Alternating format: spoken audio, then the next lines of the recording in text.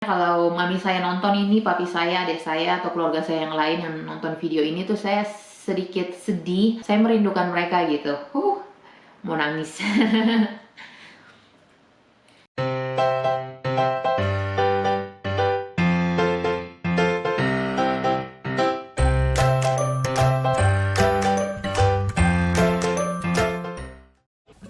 Halo, selamat pagi semuanya. Welcome back to my channel.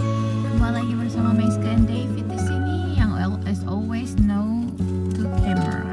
Okay?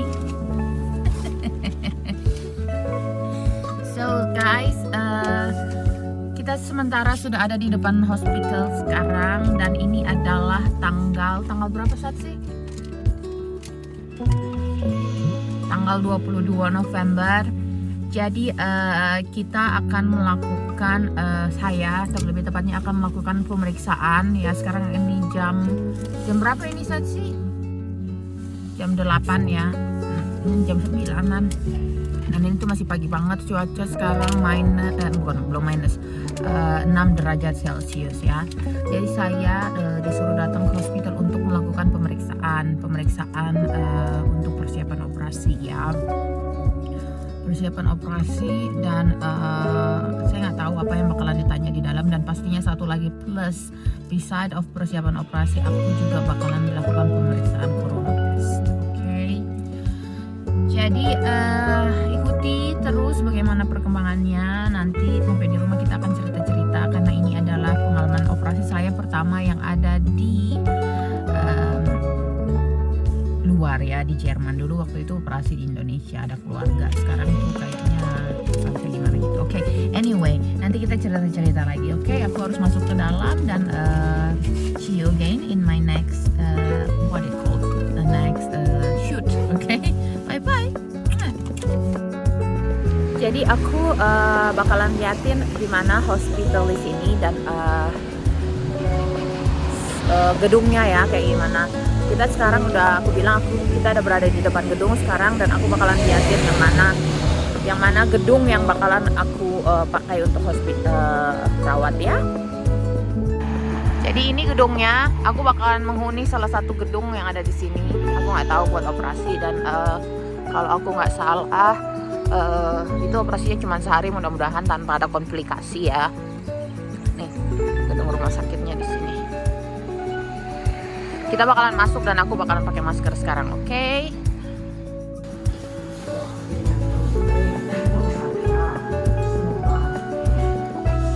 Jadi aku harus filling ini ya guys, beberapa data-dataku, dan kayaknya datanya David juga. Aku punya di depan. Aku nggak ngerti soalnya bahasa Jerman ya.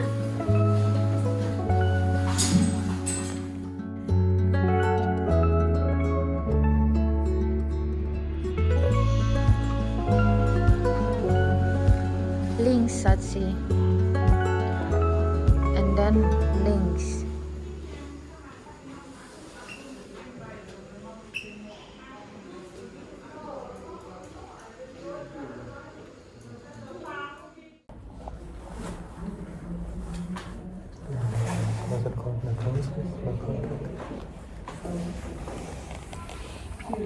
Who's doing anesthesia?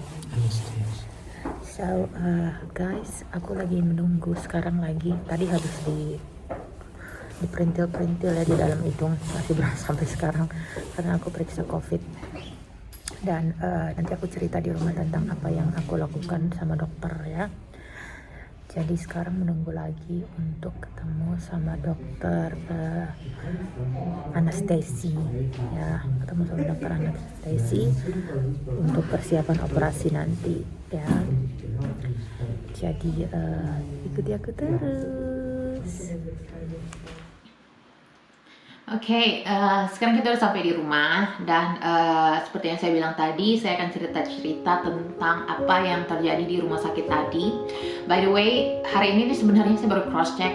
Hari ini sebenarnya tanggal 23 November ya, bukan tanggal 22 November. Itu terlalu pagi tadi, makanya kita kayak blank gitu, oke? So, tanggal 23 November hari ini saya pergi ke rumah sakit untuk untuk melakukan pemeriksaan atau persiapan untuk operasi ya. Persiapan operasi. Kenapa jalur operasi yang kita pilih? Karena kan seperti yang saya bilang di vlog saya sebelumnya, kalau saya sudah pernah melakukan pemeriksaan di sini di Jerman tahun lalu, tepatnya bulan November juga kalau aku nggak salah, atau Oktober gitu. Dan dokter kami, Dokter Langwasser, menyarankan untuk kami melakukan IVF ya, IVF dikarenakan ya tahu ya IVF itu adalah cara atau jalan untuk bayi tabung, let's say like that, bayi tabung, karena kita mau punya baby. Terus jadi dia sarankan kami untuk pergi ke rumah sakit untuk periksa untuk persiapan IVF. Dan ketika kami tiba di rumah sakit, yang video saya sebelumnya itu, saya katakan bahwa dokter di rumah sakit ataupun dokter Langwasser itu memiliki mendapati dua hasil yang berbeda ya. Lalu kami bertanya-tanya sebaiknya apa. Jadi kita buat appointment sama dokter saya sebelumnya, dokter Langwasser, dan kita waktu itu appointment dapat tanggal berapa ini? Tanggal 12 bulan November ini. Udah sebenarnya aku harus posting tapi aku nggak posting karena aku pikir satu kali aja nanti. Jadi ini tanggal 12 saya pergi melakukan pemeriksaan ke dokter Langwasser dan didapati bahwa itu tuh semuanya clean ya, bersih, nggak ada apa-apa di sini gitu. Jadi habis itu dia baca surat yang dia dapat dari dokter di rumah sakit, dan dari mereka berdua menyimpulkan bahwa sebaiknya saya melakukan laparoskopi, karena mereka tuh nggak bisa baca kalau saya punya endometriosis atau enggak. Laparoskopi itu adalah suatu teknik bedah yang jadi itu dia dibuka semuanya gitu, dia nggak dibuka semuanya ketika sama seperti saya waktu dulu operasi di rumah sakit Siloam Hospital di Karawaci, dulu itu dibuka gitu kayak sesar, tapi ini enggak, mereka akan buat menggunakan kamera kecil dan beberapa alat. Kalau saya nggak salah ada bakalan 3 lubang yang akan dibuat di perut saya. Jadi berdasarkan kesimpulan tersebut, saya dan David kita berembuk dan bersama keluarga semua juga kita berpikir kalau seandainya itu adalah jalan yang terbaik, maka kita lakukan aja gitu. Minum dulu ya, soalnya di sini udah dingin, jadi minum anget-anget. Jadi kita putuskan untuk melakukan operasi laparoskopi, dan schedule-nya adalah tanggal 25, which is hari Rabu ya. Terus habis itu saya ketemu sama dokter anestesi dan ditanya segala macam, sama kayak sistem ketika dimanapun saya rasa itu sama penggunaan drugs, smoking, or drinking alcohol or something like that, itu semua alergi ya.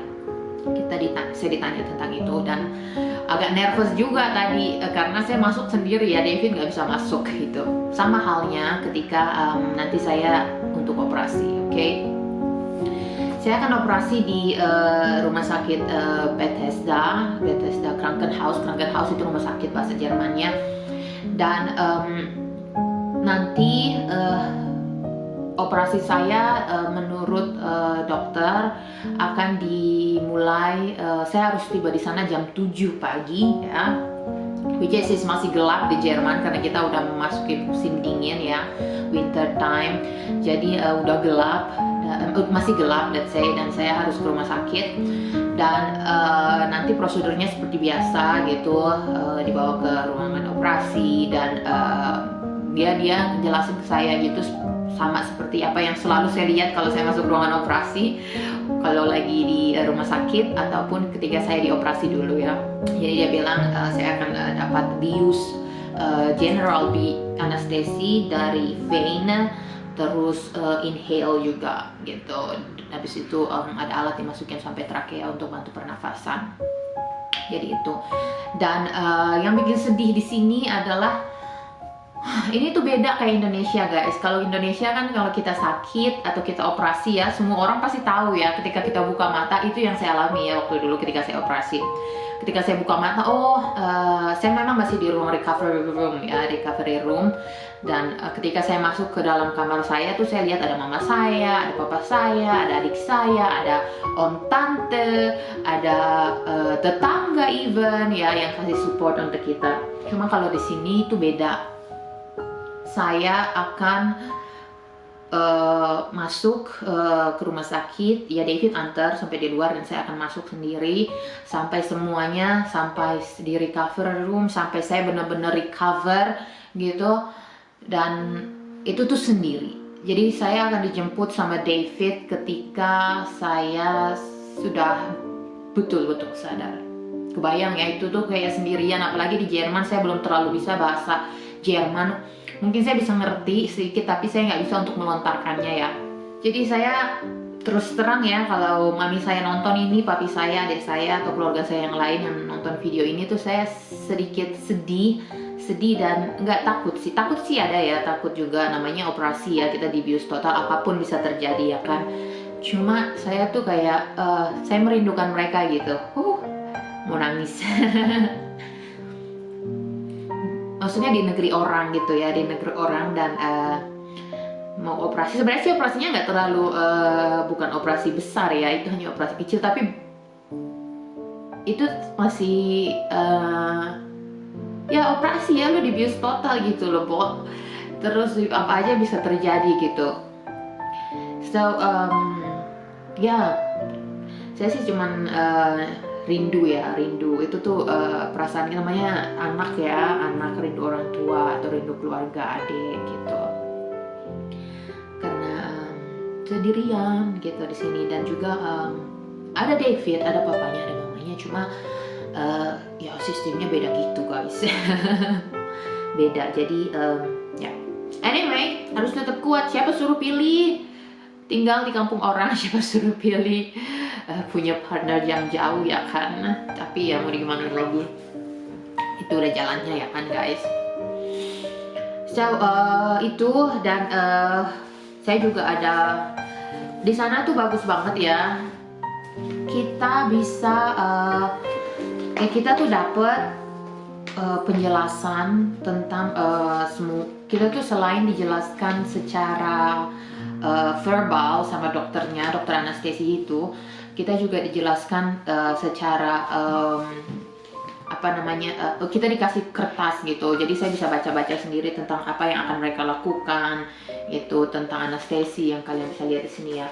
Ini model anestesi. Dan juga di ini tentang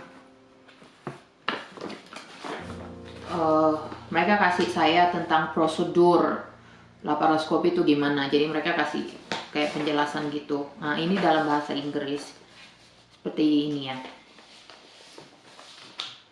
Jadi mereka akan lakukan tes. Jadi di waktu pemeriksaan itu mereka akan lakukan tes tuba ya, tes tuba. Jadi tuba fallopi saya akan diperiksa, transvaginal itu akan diperiksa pakai kamera.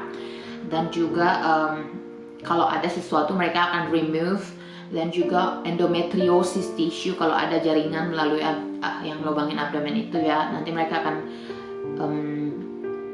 remove itu. Dan juga habis itu sampel, mereka ambil sampel untuk biopsi nanti. Sama sih sistemnya kayak waktu ketika saya pemeriksaan, bukan operasi tahun lalu juga, bukan tahun lalu, 11 tahun lalu itu juga hampir sama. Nah, untuk biayanya dari pertama itu udah lumayan banget ya guys, udah lumayan banget tuh. Satu kali pemeriksaan aja itu bunyinya udah 200 euro, which is sekitar 3 jutaan gitu. Dan untuk operasi ini menurut yang kami dengar itu harganya sekitar 1.000 atau 17 juta ya, 16-17 juta untuk operasi. Dan kalau ada sesuatu 1.000 euro ya, kalau ada sesuatu gitu komplikasi, mudah-mudahan enggak ada komplikasi. itu bisa sampai 3.000 atau 5.000 ya. Itu harganya hampir sama seperti kalau kita mau bikin bayi tabung atau IVF.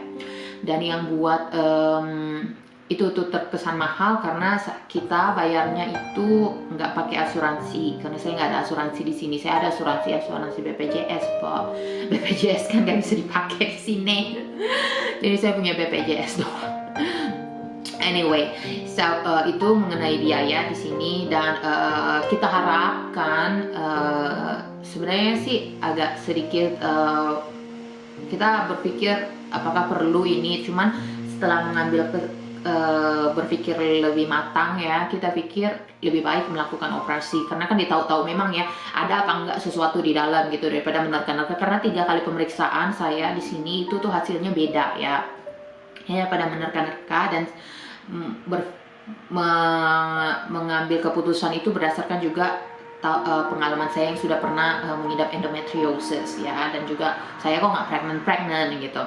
Jadi kita ambil keputusan ini, kita lakukan operasi gitu, dengan harapan mungkin setelah operasi saya bisa pregnant, kami bisa pregnant normal ya, kami bisa pregnant. Kalau misalnya enggak dan kita mau cepet ya kita bisa IVF, jadi nggak kebuang sia-sia uangnya IVF itu kan kalau gagal gitu. Jadi anggaplah ini 2 kali apa ya, sambil menyelam minum air, kayak bener nggak ya itu? Aku nggak tahu deh peribahasanya kayak gimana. Jadi gitu guys. So, terima kasih banyak untuk kamu-kamu yang sudah mengikuti perkembangan tentang perjalanan saya. Sebenarnya sih ini, let's say, perjalanan untuk how to get pregnant ya, how to get pregnant, let's say like that.